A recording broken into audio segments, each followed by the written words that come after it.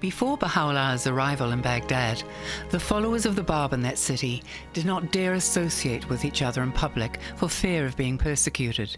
The faith was regarded as a heresy, and its adherents ran the risk of losing their lives if they openly declared their faith. Yet, soon after his arrival there, Baha'u'llah decided to appear in public. He often went into the streets and bazaars of Baghdad and frequented certain cafes. Although he was well known as a leading figure of the newly born faith, the people of Baghdad were charmed by his innate love and dignity, and many of them became his admirers. For no less than 8 years, the supreme manifestation of God lived freely among the inhabitants of Baghdad. He walked among them, sat with them, and poured out his affection and bounties upon them.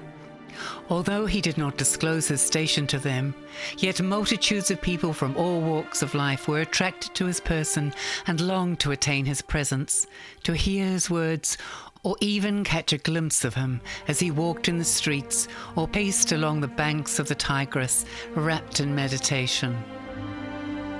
The love and admiration of the people for Baha'u'llah was fully demonstrated on the day of his departure from his most great house in Baghdad, and huge numbers of them wished to attain his presence and pay their last tributes to him. But soon it became apparent that his house was too small for the purpose. When Najib Pasha, one of the notables of the city of Baghdad, heard this, he immediately placed his garden park, Najibiyah, at the disposal of Baha'u'llah.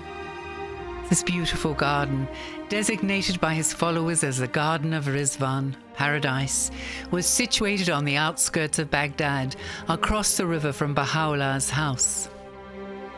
On 22nd of April, 1863 in the afternoon, Baha'u'llah moved to this garden where he remained for 12 days. On the first day, he declared his mission to his companions. These 12 days are celebrated by the Baha'is as the Festival of Ridvan. The departure of Baha'u'llah from his house witnessed a commotion the like of which Baghdad had rarely seen. People of all walks of life, rich and poor, young and old, princes, government officials, tradesmen and workers, and above all his companions, thronged the approaches of his house and crowded the streets and rooftops situated along his route to the river. They were lamenting and weeping the departure of one who, for a decade, had imparted to them the warmth of his love and the radiance of his spirit, who had been a refuge and guide for them all. Baha'u'llah in a tablet mentions that when he walked some way towards the gate, amidst the crowds, a child of only a few years ran forward and, clinging to his robes, wept aloud, begging him in his tender young voice not to leave. In such an atmosphere where emotions had been so deeply stirred, this action on the part of a small child moved the hearts and brought further grief to everyone. Before crossing the river, Baha'u'llah addressed his companions who had gathered around him, saying, "O my companions, I entrust to your keeping the city of Baghdad in the state ye now behold it, when from the eyes of friends and strangers alike, crowding its housetops, its streets and markets, tears like the rain of spring are flowing down, and I depart. With you it now rests, to watch lest your deeds and conduct dim the flame of love that gloweth within the breasts of its inhabitants." Baha'u'llah was then ferried across the river accompanied by 3 of his sons, Abdu'l-Baha, Mazimidi, the Purest branch, and Muhammad Ali, who were 18, 14 and 10 years of age respectively.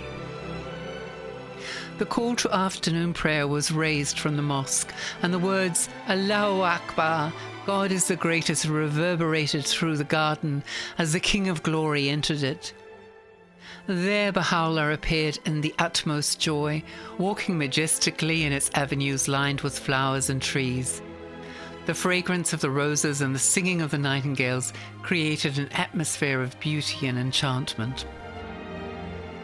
The companions of Baha'u'llah had, for some time, known the declaration of his station to be imminent. This realization came to them not only as a result of the many remarks and allusions made by him during the last few months of his sojourn in Baghdad, but also through a noticeable change in his demeanor. Another sign which unmistakably pointed to its approaching hour was the adoption on the day of his departure from his house in Baghdad of a different type of headdress known as Taj, which he wore throughout his ministry. Abdu'l-Baha has described how, upon his arrival in the garden, Baha'u'llah declared his station to those of his companions who were present, and announced with great joy the inauguration of the Festival of Ridvan.